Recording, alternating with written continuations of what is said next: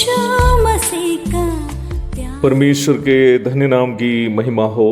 प्रभात मनन के सत्र 1487 में आप सभी का बहुत ही विनम्रता के साथ स्वागत करता हूं। आइए आज का मनन के लिए हम पढ़ते हैं तीमुथियुस को भेजी गई पौलुस की दूसरी पत्री अध्याय 2 पद 12। यदि हम धीरज से सहते रहेंगे तो उसके साथ राज भी करेंगे, यदि हम उसका इनकार करेंगे तो वो भी हमारा इनकार करेगा। यीशु मसीह के साथ विश्वासियों के राज करने के संबंध में कई बातें हम अभी तक मनन किए हैं। इसी विषय पर कुछ और भी बातें मैं आज जोड़ना चाहता हूं। हम इस बात को देख चुके हैं कि वर्तमान संसार से उठा लिया जाने के बाद हम विश्वासी वर्तमान संसार में ही प्रभु यीशु मसीह के साथ 1000 वर्ष राज करने के लिए इसी संसार में प्रभु के साथ उतर आएंगे। प्रकाशित वाक्य 20:6, यशायाह नबी की पुस्तक अध्याय 11, अध्याय 35 की 5 और 6, मीखा अध्याय 4 पद 1 से 4 आदि कई पदों में हम यीशु मसीह के 1000 वर्षीय शासन के बारे में पढ़ते हैं। 1000 वर्ष के लिए इसी संसार में यीशु मसीह के द्वारा स्थापित किया जाने वाला यह धर्म राज्य वास्तव में यहूदियों के लिए परमेश्वर के द्वारा वादा किया गया धर्म राज्य है, जिसमें यीशु मसीह यहूदियों के लिए वादा किया गया मसीहा के रूप में राज करेंगे। ये हम विश्वासियों के लिए सौभाग्यता की बात है कि हम जो कलीसिया के सदस्य हैं प्रभु के साथ इस 1000 वर्षीय राज में राज करेंगे। जब हम प्रकाशित वाक्य की पुस्तक 21 एवं 22 अध्यायों में आते हैं, वहां वर्तमान धरती के नाश के बाद प्रभु के द्वारा पुनः स्थापित की जाने वाली नई धरती और नया आकाश और नई धरती की राजधानी नया यरूशलेम आदि के विषय में देखते हैं। प्रकाशित वाक्य के 21 एवं 22 अध्यायों के अलावा यशायाह नबी की पुस्तक 65 की 17 से 25 तक, पत्रस की दूसरी पत्री 3 की 13 आदि कई अन्य पदों में भी हम नई धरती और नया आकाश के बारे में पढ़ते हैं। प्रकाशित वाक्य 22 की 5 में हम देखते हैं कि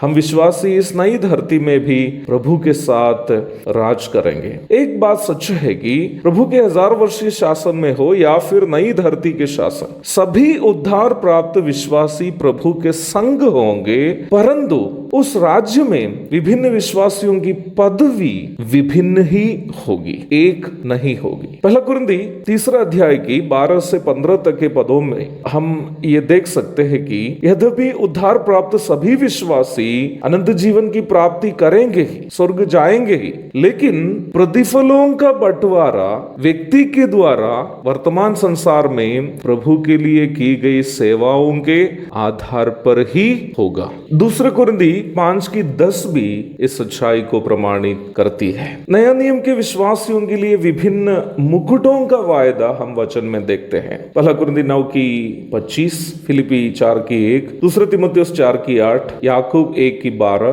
पहला पत्रस 5 की 4 आदि पदों को पढ़िएगा। समय के अभाव में प्रत्येक मुकुट के बारे में मैं फिलहाल बोलना नहीं चाहता, लेकिन एक सच्चाई हमें यहां से समझने की है। मुकुट अधिकार या पदवी को दर्शाता है। पौराणिक समयों में राजा, प्रधानमंत्री, मंत्रिमंडल के सदस्य, सैनिक और राजपाल लोग आदि लोगों को उनकी पदवी के अनुसार विभिन्न प्रकार के मुकुट होते थे। मुकुट से ये पहचाना जाता था कि फलाना व्यक्ति कौन सी पदवी में है। वर्तमान समय में भी आप जानते हैं सेना या पुलिस दल आदि में विभिन्न रैंक के अफसरों के विभिन्न टोपी होते हैं। वैसे ही हम ये अनुमान लगा सकते हैं कि जैसे विभिन्न मुकुटों का महत्व विभिन्न है, वैसे ही अनंतकालीन जीवन में जब हम मसीह के साथ राज करेंगे, चाहे वो 1000 वर्षीय शासन में हो या नई धरती और नया आकाश में, विभिन्न विश्वासियों की पदवी वहां विभिन्न होंगे। हर विश्वासी स्वर्ग जाएंगे, हर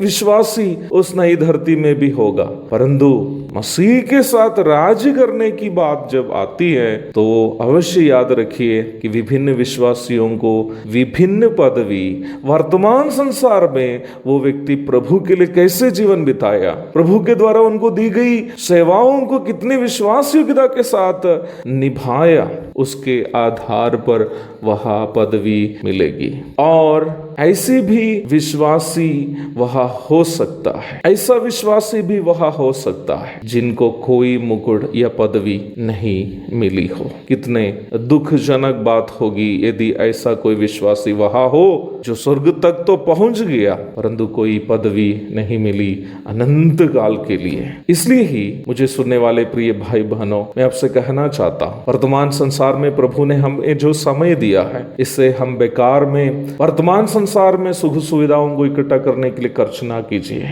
क्योंकि वर्तमान संसार में हमें मिलने वाला प्रत्येक पल हमें प्रभु के लिए कुछ करने का एक अवसर के रूप में इस्तेमाल करना, ताकि अनंतकालीन जीवन में हमें भी कोई मुकुट या पदवी प्रभु के संग राज करने हेतु मिल सके। मेरी आशा है आज का मनन उसके लिए आपकी प्रेरणा अवश्य करेगा। एक और शुभ दिन की धन्य कामनाओं के साथ आज का मनन का मैं पूर्ण विराम देता हूँ। प्रभु आप सबको आशीष दे। आमीन।